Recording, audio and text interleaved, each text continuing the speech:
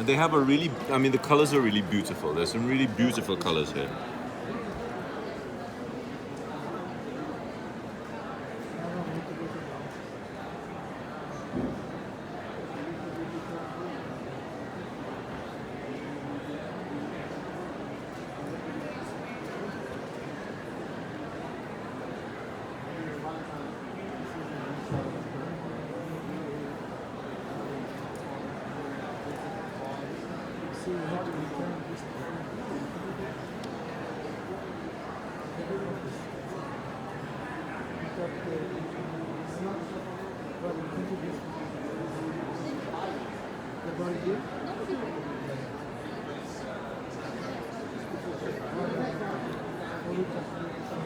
So this script, this hand, this script is called Textualis Quadrata.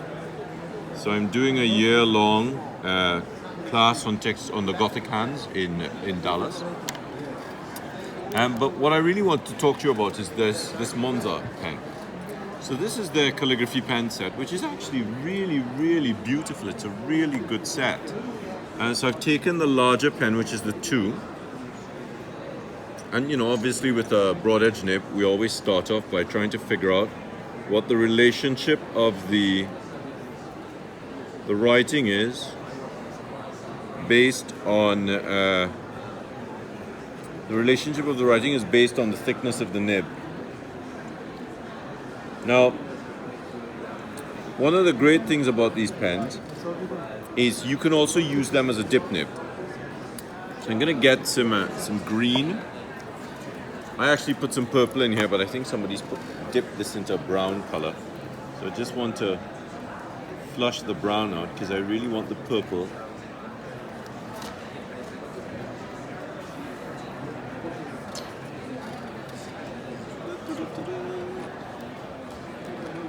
Just swap these converters around.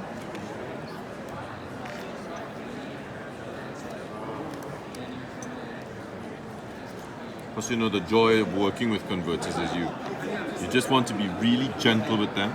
Otherwise, you're going to end up with ink all over your hands. Oh, hello. I'm just following you. So I was hunting for you earlier on today. So where is this girl? I'm glad to see you here today. Oh, it's lovely to meet you. I'm really glad that you're here. So I'm going to do a few things here. First is, say hello to Louise. Hello. Nice to meet you. Thank you for coming by. It's a thrill. So I have this beautiful. Let me just close this because you know, as the tighter I get, the easier it is to knock bottles of ink over. So this is the Monteverde. This is the Purple Rain ink.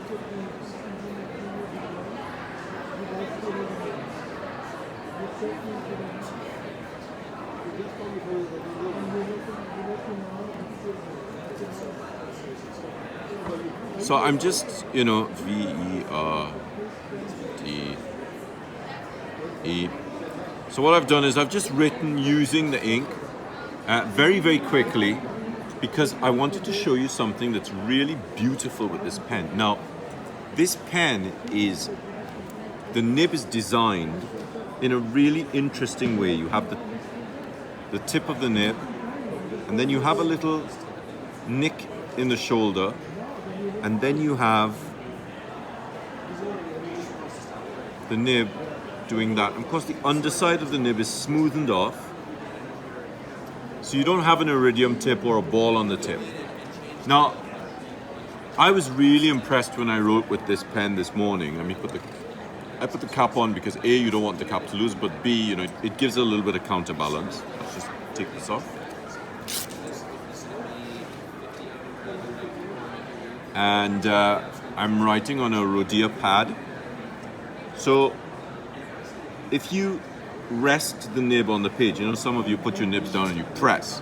If you rest the nib on the page and you just jiggle it back and forth, I'm not doing this, I'm just jiggling back and forth, not pressing, you get that line. Yeah. You get that line.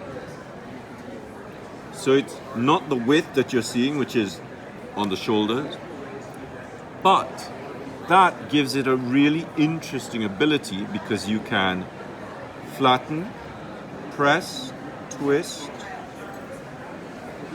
and these are great for some pressure and release letters. And some fishtailing.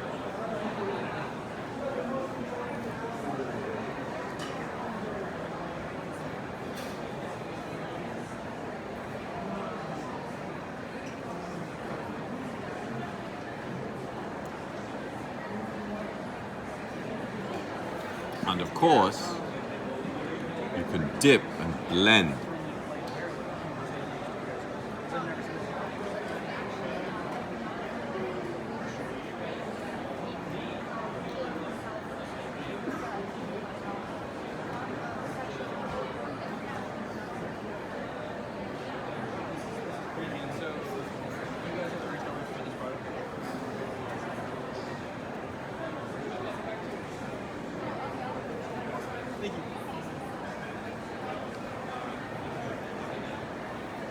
And it's really smooth. It's a really beautiful tool to write with.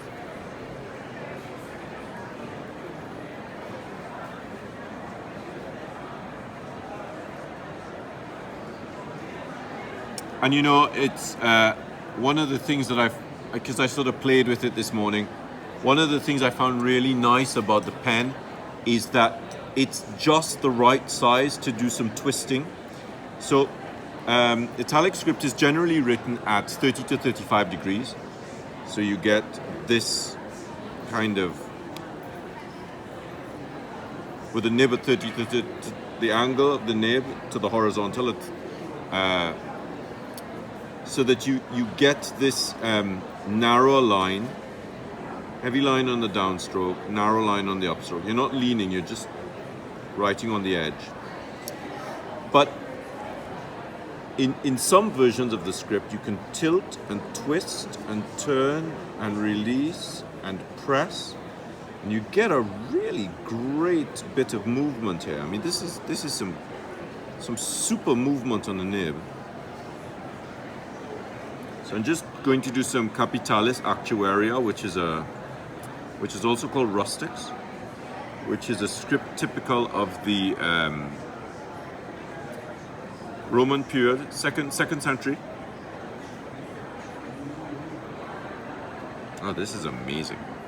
Wow, I'm loving this pen.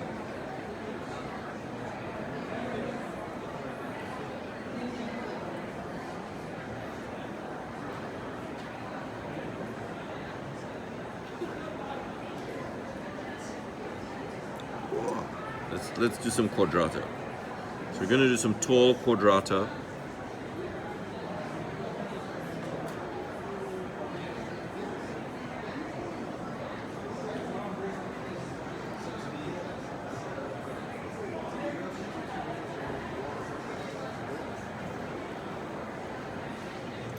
And so that's using the Monza pen. Now I'm gonna be a little bit cheeky and use a different pen, only because I want to talk about the Monteverdi inks. So I'm using a G nib in a Desiderata Franken pen, and I want you to look at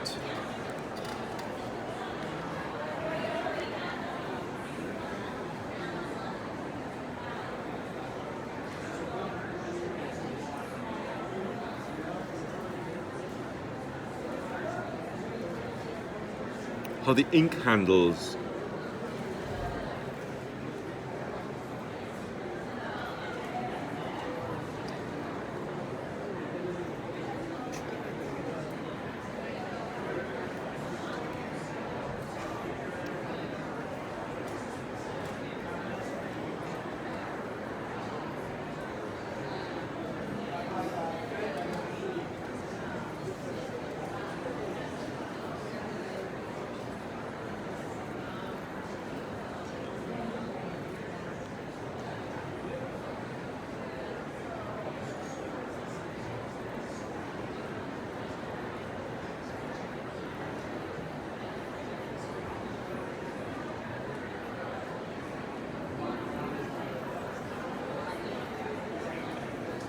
really, really beautiful flow.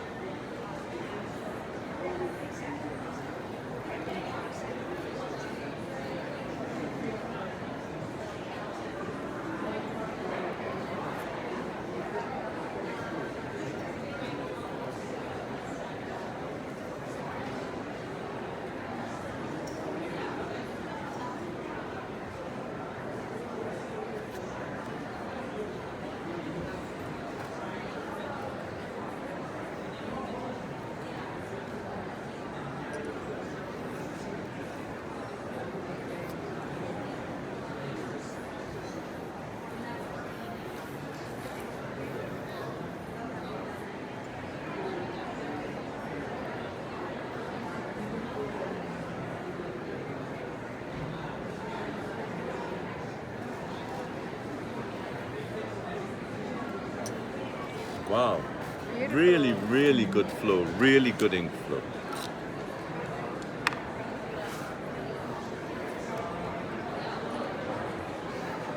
Special. Thank you. That is amazing. So I just That's did a this primer. for Louise, just to, as she came hunting for me. I did. I'm like a crazy person. They're like, she's like, who's that crazy woman with that phone?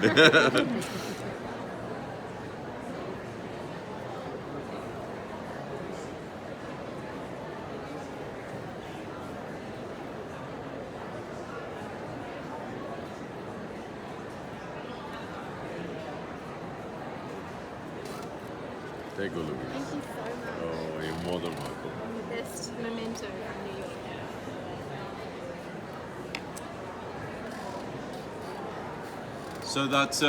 So that's me at the National Stationery Show on the Jaffa booth. Check out the Monteverdi inks. I was really, really impressed with them. You know, all the fountain pen companies make ink, and they all have very particular properties. I'll chat there with the wonderful people at the Hedgehog Hollow group as well.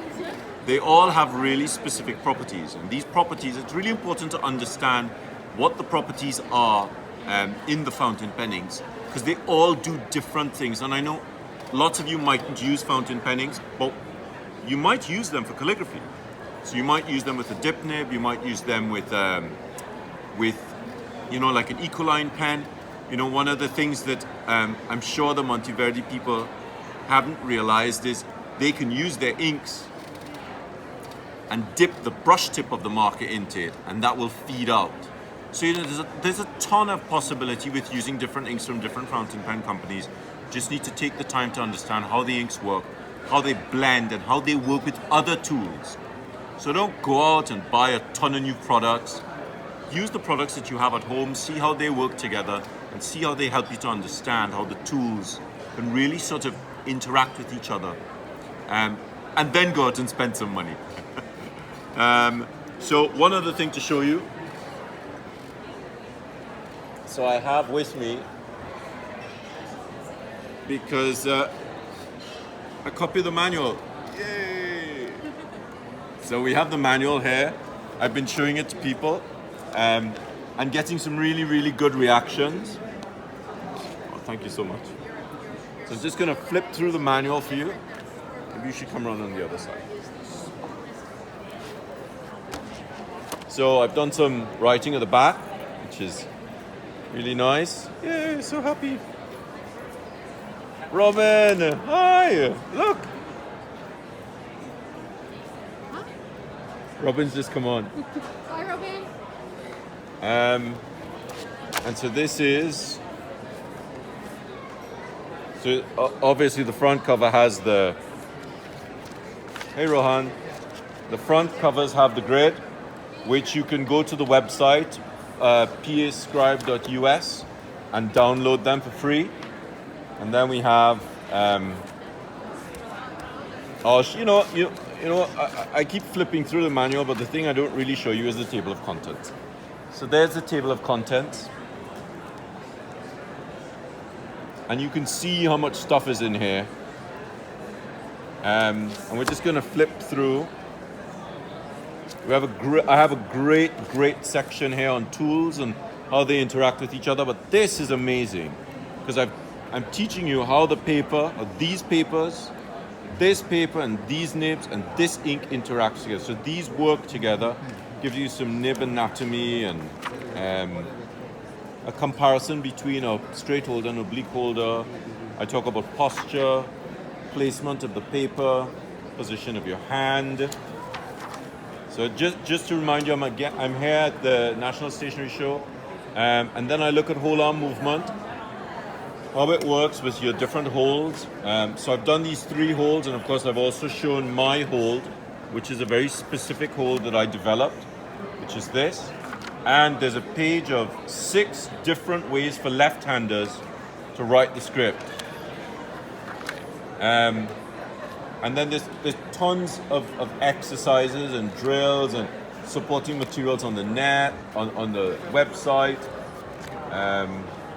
comparisons with so this is essentially what a double page spread looks like.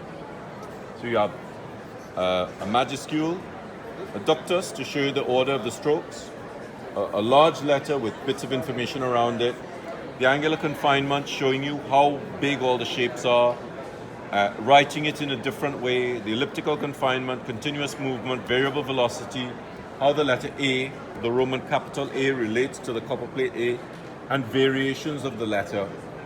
So I have this for every letter.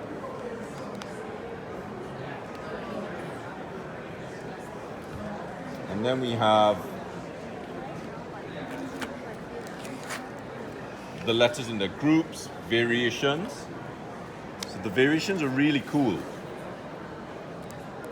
And then we have why variations exist and how they exist and how to produce them. So something as simple as why a V changes in depth. And then more exercises, anatomy of the minuscule, we have an anatomy of the majuscule. These are all on the website. Then we have the minuscules, which follow the same sort of pattern. You have lots of beautiful variations. Words written out so that you can see how problematic they are when you write them out. And then I've given you a whole list of practice words, including all the gods of writing, which I think would be great for everybody to know. And then numbers, ranging, non-ranging, continuous, historical numbers, punctuation, diacritical marks, ordinal indicators for first, second, and third, and Roman numerals. A new way to see the structure of the script for both the majuscules and the minuscules. There are guidelines on the website that help you with this, so please go to the guidelines and download them. And I have 4 pages on flourishing, which introduces you to some new techniques of flourishing. Lots of ligatures, ampersands, double letters, more ampersands, historical shapes for Mr., Mrs., Esquire. And then I also introduce you to my brush copper plate. So those of you who are coming to IAMPATH, this is what we're going to work on, this brush copper plate. There's some flourishing, and then we have a Sphinx of Black Quartz, Judge My Vow, written by 26 people. And there's a bit on the monograms at the bottom of one of the pages. And a really complex glossary. So there's a lot of information in the manual. Just click on the link in the bio, and if you've already pre-ordered, that's no problem. Just go and download the grids. But do order through the website. I know some of your countries are not on that link, but we're working hard to figure out that information because distribution to lots of countries are slightly problematic. But just send an email and we'll sort this out for you. So thank you very much. Have a good day. Bye-bye.